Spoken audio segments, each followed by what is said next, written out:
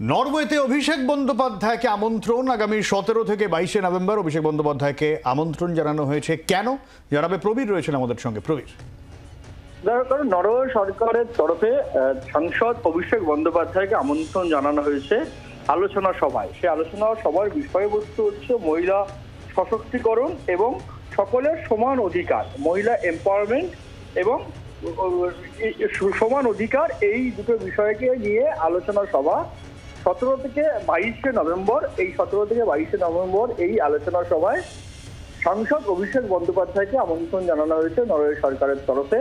এবং সেক্ষেত্রে দাঁড়িয়ে এই কিছুক্ষণ আগেই এই চিঠি এসে পৌঁছেছে এবং সেক্ষেত্রে দাঁড়িয়ে অভিষেক বন্দ্যোপাধ্যায় যাবেন কিনা, আলোচনা সভায় অংশগ্রহণ করবেন কিনা সেটা তিনি সিদ্ধান্ত নেবেন। কিন্তু নরওয়ে সরকারের তরফে এই গুরুত্বপূর্ণ আলোচনা সভায় আমন্ত্রণ জানানো হয়েছে সাংসদ অভিষেক বন্দ্যোপাধ্যায়কে।